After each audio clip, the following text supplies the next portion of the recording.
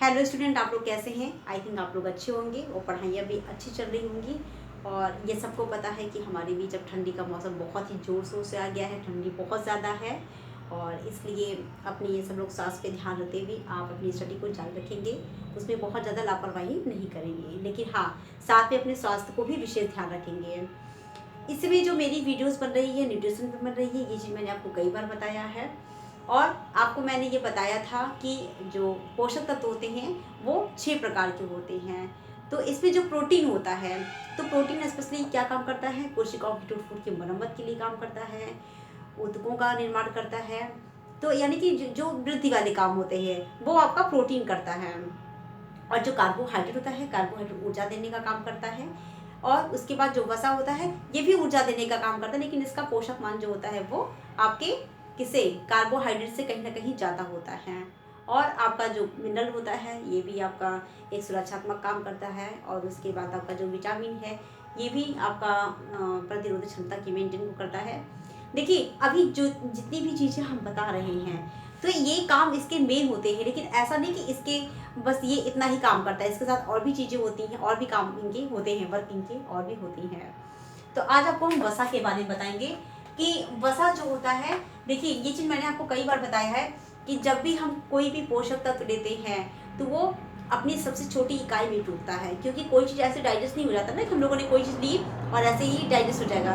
तो सबसे छोटी चीज़ में वो जाके कन्वर्ट होता है, उसके बाद धीमे धीमे वो पचने का काम करता है, एब्जॉर्ब होता है, उसके बाद डाइजेशन होता है।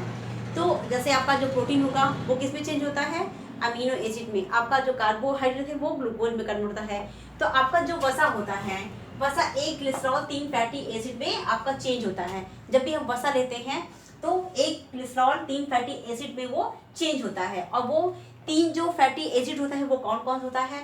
पॉमेलिक होता है, ओलिक होता है और स्टीएरिक होता है। ये 3 आपके एमिनो एसिड होते हैं जो कि आपके बॉडी में जाके जो ग्लूकोज आप जो वसा लेते हैं वो उसमें जाके कन्वर्ट होता है, या कह सकते हैं आप इसका विखंडन होता है।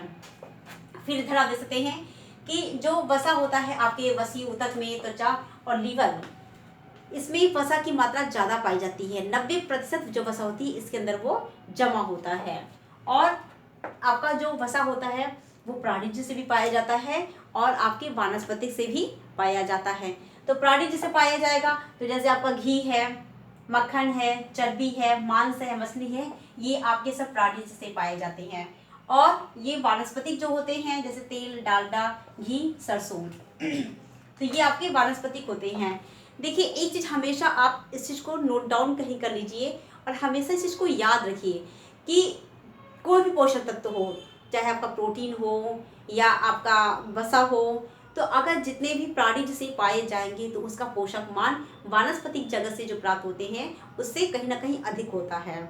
और ये कहा जाता है, ये इस पे देखा गया है कि अगर 20 डिग्री सेल्सियस पर अगर कोई चीज़ जम जा रही है तो वो वसा कहलाती है, और अगर उसी चीज़ को वो पिघल जा रहा है तो उसको हम तेल कहते हैं। तो ये चीज़ वसा रही। और देखिए, वसा की मात्रा जैसे आपने देखा होगा कि हम लोग इसमें ठंडी आ रही है और ठंडी में हम लोग क्या करते हैं? क्रीम यूज़ करते हैं। तो वो भी क्या है? वसा ही तो है कि हमारी स्किन को क्या करता है, वो उसको बिल्कुल चिकना बनाता है, मॉइस्ट करता है। तो उसी प्रकार से हमारे बॉडी में भी वसा की आवश्यकता पड़ती है। और आपने देखा होगा कि जहाँ जहाँ हमारे जोड़ होते हैं तो वहाँ पे भी चिकनाई पाई जाती है अगर चिकनाई वाली चीज़ ना हो तो हमारी क्या वो चीज़ बिल्कुल ब्रेक हो जाए। जैसे आपने देखा मशीन होती है तो मशीन के जहाँ जहाँ जॉइंट्स होते हैं सॉरी, मशीन के जहाँ जहाँ जॉइंट्स होते हैं तो वहाँ पे हम लोग क्या करते हैं? तेल डाल देते हैं।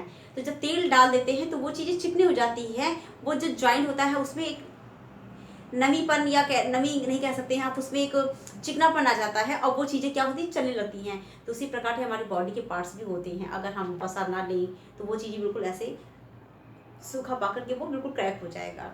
ठीक है, तो आज की क्लास यहीं पे ख़त्म करते हैं और कल देखते हैं क्या टॉपिक पढ़ाते हैं आपको। Okay, thank you so much.